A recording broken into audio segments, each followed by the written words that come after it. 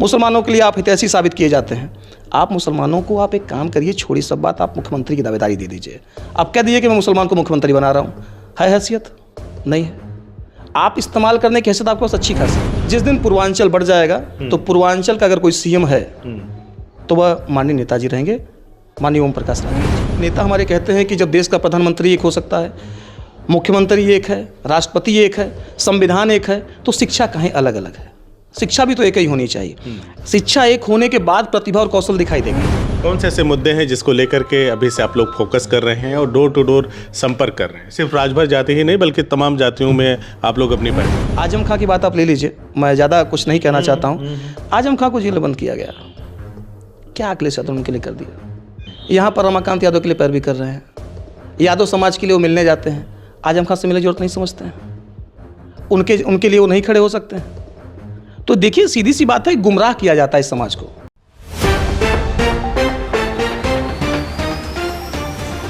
उत्तर प्रदेश के 2027 विधानसभा चुनाव के लिए सभी पार्टियों ने अभी से अपनी पूरी ताकत झोंक दी है।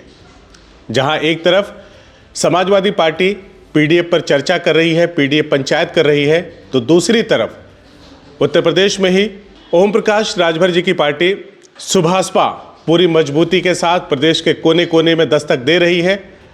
सिर्फ प्रदेश ही नहीं बल्कि अन्य प्रदेशों में भी अपनी राजनीति की धमक दिखा रही है। उत्तर प्रदेश की बात करें तो लगातार पार्टी में नए नए लोगों का चयन हो रहा है, पदाधिकारी बनाए जा रहे हैं, उनको जिम्मेदारी सौंपी जा रही है और ये युवा कार्यकर्ता पूरी तन्मयता से, पूरी मजबूती के साथ अपने राष्ट्रीय अध्यक्ष के मिशन में लगे हुए हैं।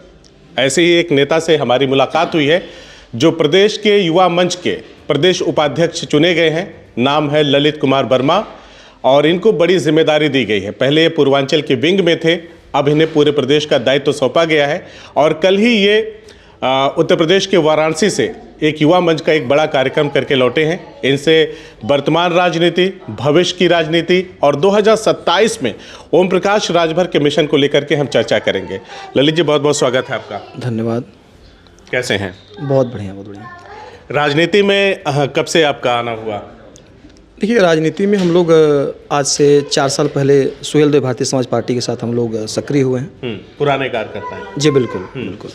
और यहाँ तक मैं कहूँगा कि सुहेल देव भारतीय समाज पार्टी की कोख से हम लोग पैदा हुए हैं। हाँ, और माननीय ओम प्रकाश राजभर जी हमारे नेता हैं और उनकी विचारधाराओं को लेकर के, उनकी नीतियों को लेकर के हम लोग जन जन तक जाते हैं, उन नीतियों को हम लोग पहुँचाते भी हैं।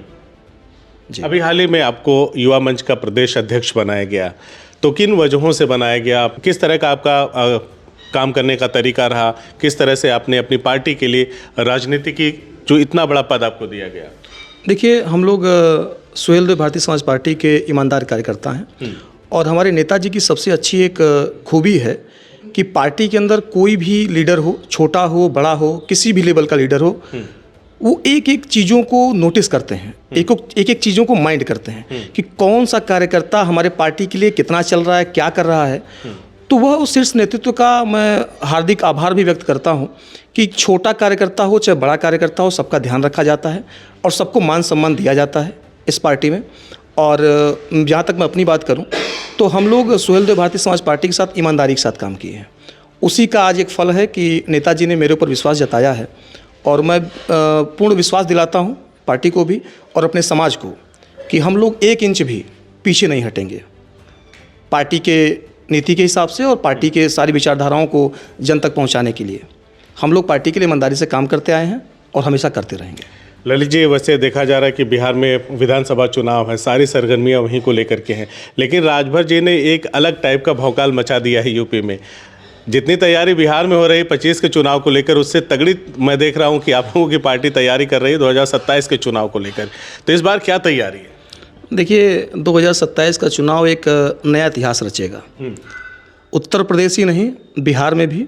यहाँ तक आप अभी देखे होंगे कि कुछ दिन पहले राजस्थान में भी शुरुआत हो चुकी है।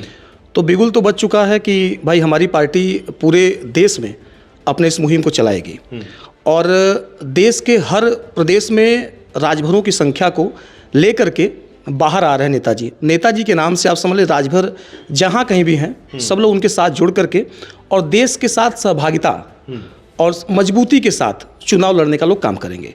और बिहार में जिस तरीके से नेताजी का आपने कार्यक्रम भी देखा होगा, बहुत अच्छी मतलब वहाँ पे उनको समर्थन मिल रहा है लोगों के तरफ से, और 29 सीटों की बात चल रही है और वहाँ पर मजबूती के साथ चुनाव वहाँ पर भी लड़ा जाएगा। और 27 में जिसके साथ भी नेताजी रहेंगे गठबंधन में, हम लोग मजबूत से चुनाव लड़ेंगे मजबूती के साथ, और हम लोग ज़्यादा से ज़्यादा संख्या में विधायक जिता करके विधानसभा भेजने का काम करेंगे। जिसके साथ रहेंगे से क्या तात्पर्य है? देखिए, राजनीति है और मैं तो यही कहूँगा ये शीर्ष नेतृत्व का मामला है। हम लोग नेताजी के साथ रहेंगे, नेताजी चाहे किसी के साथ भी रहें, हम लोग उनके हैं और उनके साथ रहेंगे। तो क्या सीन दिख रहा है जिस तरह की आप लोगों की तैयारी चल रही है?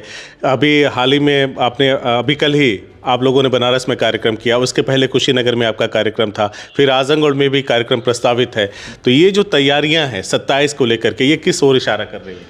देखिए, कार्यक्रम की बात आपने कहा तो मैं बता दूं कि नेताजी डेली, आप हमारे पार्टी का देखेंगे, डेली कहीं ना कहीं कार्यक्रम लगा रहता है। यह एक जमीनी नेता की पहचान है।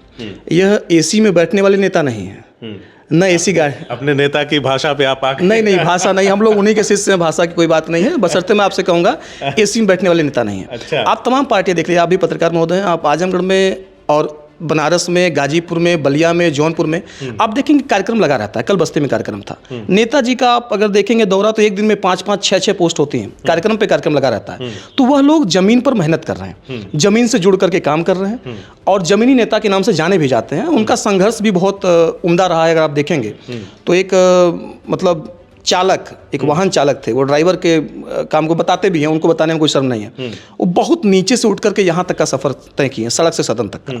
तो मैं उनके चीज़ों से प्रभावित भी रहता हूँ। ये भी कहूँगा कि भाई जब ज़मीन पे काम कर रहे हैं तो दिखाई भी देगा, है ना। आप अभी कार्यक्रम की बात कर रहे थे तो मैं इसलिए बता रहा हूँ कि कार्यक्रम पे कार्यक्रम का लगा रहता है, क्योंकि वो काम चल रहा है, जन चौपाल चल रही है और मेहनत पार्टी के लिए किया जाता है। और जब 27 का मामला आप देखेंगे, 27 का जो इतिहास रचा जाएगा हमारे पार्टी की तरफ से, वह वास्तव में देखने लायक रहेगा। क्योंकि आप अभी देख लीजिए कि भारतीय जनता पार्टी में जिस तरीके से नेताजी मजबूती से हैं, बहुत सारे मंत्री लोग हैं, मैं किसी की निंदा और किसी की बुराई नहीं कर रहा हूँ, लेकिन अगर चर्चा में अपने समाज को और सर्व समाज को लेकर के उनकी बातों को, उनके मुद्दों को अगर मंत्री तक, मुख्यमंत्री तक पहुँचाने का कोई काम करता है वास्तव में, तो हमारे नेताजी ही करते हैं। ठीक बात। वैसे एक बात तो है कि ओम प्रकाश राजभर जी को यहाँ तक पहुँचने में या उनको बनाने में अगर किसी का हाथ है तो वो सिर्फ ओम प्रकाश राजभर है, दूसरा कोई नहीं। सेल्फ मेड नेता है, ये सभी मानते हैं और उनकी मेहनत जग जाहिर है, इसमें कोई दो राय नहीं है। खास करके आजमगढ़ में देखा जा रहा है कि आपकी पार्टी काफ़ी सक्रिय है। इसके पीछे क्या है? अब की बार क्या यहाँ के आजमगढ़ की जो 10 विधानसभा सीटें हैं, इसको लेकर गठबंधन में कुछ हलचल है? कुछ सीटों पे आप लोग चुनाव लड़ने का मन है? बिल्कुल, चुनाव तो लड़ा ही जाएगा। आजमगढ़ में 10 विधानसभा, उसमें से कुछ विधानसभाओं पे चुनाव लड़ा जाएगा, तैयारी भी चल रही है। और वो पर्दे के अंदर की बात है, जब सामने आएगी तो आपको ही पता चल ही जाएगा। पर्दे के अंदर की बात, बिल्कुल। लेकिन मेहनत बाहर सब कुछ बता रहा है, बिल्कुल चल रहा है। वो कहीं ना कहीं देखने को दिखाई देगा आपको। और 27 में 10 विधानसभा हैं, उसमें से कुछ विधानसभा पे आजमगढ़ में चुनाव हमारी पार्टी लड़ेगी। जी। कौन से ऐसे मुद्दे हैं जिसको लेकर के अभी से आप लोग फोकस कर रहे हैं और डोर टू डोर संपर्क कर रहे हैं? सिर्फ राजभर जाति ही नहीं बल्कि तमाम जातियों में आप लोग अपनी पैठ बना रहे हैं। देखिए, मुद्दा हमारे पार्टी का बहुत मजबूती, जैसे कि अभी हमारी जो पार्टी का मेन मुद्दा है, एक समान शिक्षा। एक समान शिक्षा एक ऐसी नीति है जिसमें कि चाहे गरीब का बच्चा हो, चाहे अमीर का बच्चा हो, शिक्षा सबको बराबर मिलनी चाहिए। क्योंकि नेता हमारे कहते हैं कि जब देश का प्रधानमंत्री एक हो सकता है, मुख्यमंत्री एक है, राष्ट्रपति एक है, संविधान एक है, तो शिक्षा कहीं अलग अलग है? शिक्षा भी तो एक ही होनी चाहिए। शिक्षा एक होने के बाद प्रतिभा और कौशल दिखाई देगा। तो दूसरी बात, दारूबंदी की बात हमारे नेताजी करते हैं। भाई कहते हैं कि गुजरात में दारू बंद है, बिहार में दारू बंद है, यह उत्तर प्रदेश सबसे बड़ा प्रदेश है, रामकृष्ण की धरती है, यहाँ पर दारू क्यों नहीं बंद हो? तो किसने रोका? आप लोग सरकार में हैं, आप लोग बंद करवाइए। बिल्कुल, देखिए सरकार में है, उस बातों को रखा जाता है। 2027 के बाद आपको ये भी दिखाई देगा, जिस तरीके से मेहनत की जा रही है वो समय दूर नहीं है कि जब खुद नेताजी के कलम से ये चीज़ें की जाएंगी। मेरे इशारे को आप समझ जाइए कि नेताजी के कलम से की जाएंगी। क्या हो रहा है 27 में फिर? बिल्कुल, आप देखिए मजबूती के साथ हम लोग आएंगे और 27 के बाद हो सकता है कि हम लोग अपने नेता को पूर्वांचल, देखिए उत्तर प्रदेश बहुत बड़ा प्रदेश है, इसको 4 भागों में बांटने की बात चल रही है, उस पर हमारे नेताजी भी बात कर रहे हैं। जिस दिन पूर्वांचल बढ़ जाएगा तो पूर्वांचल का अगर कोई सीएम है तो वह माननीय नेताजी रहेंगे, माननीय ओम प्रकाश राजभर जी। उसके बाद किसी से कहने की जरूरत नहीं पड़ेगी, सब उनके कलम से होना है। जो भी मुद्दे हैं, जो भी उनकी मांग रही है, वो उनके कलम से होगा। 27 की डगर जो है वो बड़ी मुश्किल है। जैसे आप लोग ज़मीनी स्तर पे लगे हुए हैं, उतरे हुए हैं, ठीक उसी तरह से समाजवादी पार्टी भी पीडीए पंचायत कर रही है, लोगों से चर्चा पर चर्चा कर रही है, तमाम जो पीडीए के अंतर्गत आने वाली जातियां हैं सभी से संपर्क साध रही है। तो ऐसे में लग नहीं रहा कि डगर थोड़ी सी मुश्किल है जो दावे आप किए जा रहे हैं 27 में? देखिए, समाजवादी पार्टी का पीडीए का जो दल है वह आपको भी समझ में आ रहा होगा। पीडीए खाली कहने की बात है, यह पीडीए नहीं है। आप जहाँ कहीं भी देखेंगे, अभी आपने देखा होगा कि विपक्ष के जो नेता हैं सदन के, कौन है? पीडीए का दल तो नहीं है। अखिलेश जी ने कहा कि पीडीए में अल्पसंख्यक भी है, अगड़ा भी है, आदिवासी भी है। करें ना, काम करें पीडीए के लिए, अल्पसंख्यक के लिए काम करें। अल्पसंख्यक समाज के लिए नेता किए क्या अखिलेश जी? नहीं, अगड़े की बात किया आपने तो फिर माता प्रसाद पांडे जी। बिल्कुल बिल्कुल, आप देखिए ना, पांडे जी हैं। पांडे जी क्यों हैं? तो पीडीए में ए है ना, ए फॉर अगड़ा भी है। कुछ नहीं है, नहीं, अल्पसंख्यक बोला है। अगड़ा तो बनाने की बात है, अल्पसंख्यक की बात करिए आप। अच्छा, हाँ, अल्पसंख्यक के लिए क्या किए वो बताइए। आप ये समझ लीजिए कि मुसलमान को खाली इन्होंने इस्तेमाल किया, वोट बैंक समझा है। अरे भाई, आप राष्ट्रीय अध्यक्ष पार्टी के हैं, आप आज तक, मैं कह रहा हूँ कि आप बहुत दावेदारी करते हैं, बहुत ज़्यादा आप उनके लिए कहते हैं कि भाई हम समाज के लिए, अल्पसंख्यक के लिए बहुत कुछ कर रहे हैं। मुसलमानों के लिए आप हितैषी साबित किए जाते हैं। आप मुसलमानों को, आप एक काम करिए, छोड़ी सब बात, आप मुख्यमंत्री की दावेदारी दे दीजिए। आप कह दीजिए कि मैं मुसलमान को मुख्यमंत्री बना रहा हूँ। है हैसियत? नहीं है। आप इस्तेमाल करने की हैसियत आपके पास अच्छी खासी है। आप एक माहौल बनाते हैं पीडीए का, कुछ नहीं पीडीए में रखा है। सीधे जो भी कुछ मिलेगा वो अगड़ों को ही मिलेगा उनके पार्टी में, और यादवों का, और इसमें दलितों का, और जिस तरीके से अल्पसंख्यकों का इन लोगों ने इस्तेमाल करना सीखा है। आप इसको देख भी सकते हैं, कुछ नहीं किया गया है, मोहरा बना के इस्तेमाल किया गया है। आजम खां की बात आप ले लीजिए, मैं ज़्यादा कुछ नहीं कहना चाहता हूँ। आजम खां को जेल बंद किया गया, क्या अखिलेश यादव उनके लिए कर दिया? यहीं पर और भी यादव समाज के लोग, प्रक्रिया के तहत सारी चीज़ें चल रही थी, तो क्या चाहते हैं अखिलेश, क्या कर रहे हैं? बहुत सारी जगहों पे कानूनी प्रक्रिया चलाई गई। आप वहीं पर समाज को, आप बंटवारा, जैसे आप समाज की बात किए तो मैं समाज की ही बात कर रहा हूँ। समाज का ही बंटवारा उन्होंने किया है। यहाँ पर रमाकांत यादव के लिए पैरवी कर रहे हैं, यादव समाज के लिए वो मिलने जाते हैं, आजम खां से मिलने की जरूरत नहीं समझते हैं, उनके लिए वो नहीं खड़े हो सकते हैं। तो देखिए, सीधी सी बात है, गुमराह किया जाता है इस समाज को। अल्पसंख्यक समाज के साथ अगर वास्तव में कोई पार्टी खड़ी है तो भारतीय जनता पार्टी खुल के साथ में खड़ी है। भारतीय जनता पार्टी के समय में कोई दंगा आपको दिखाई दे रहा है? समाजवादी पार्टी के समय में आपने कितने दंगे, 700 कुछ दंगे उसमें कराए गए 5 सालों में। मुसलमान सुरक्षित नहीं है। आप मुसलमानों को डराते हैं। आप भारतीय जनता पार्टी को, आप उनके कंधे बंदूक रख के चलाते हैं और डराते हैं कि भाई मुसलमान जो है वो डरे और हमारे साथ रहे। भारतीय जनता पार्टी मुसलमानों को डराती नहीं, क्यों डराएगी? बिल्कुल कोई ऐसा डर नहीं है। अब भारतीय जनता पार्टी, मुसलमान सबसे सुरक्षित है। आप देखिए ना उठा करके, मैं दंगे की बात अभी इसलिए कह रहा हूँ कि दंगे में ऐसा नहीं है खाली हिंदू मारे जाते हैं। अरे भाई, जहाँ के दंगा होता है मुसलमान भी मारे जाते हैं। लेकिन आज अगर दंगा नहीं हो रहा तो हिंदू भी सेफ और मुसलमान भी सेफ है। तो मैं तो यही कहूँगा, मैं क्या, आम जनमानस भी यही कहेगा कि भारतीय जनता पार्टी, मुसलमान सुरक्षित है। लेकिन समाजवादी पार्टी बार बार गुमराह करके, डरा करके इनको वोट बैंक के नाम पे खाली इस्तेमाल करने का काम की है। ये आप समझिए।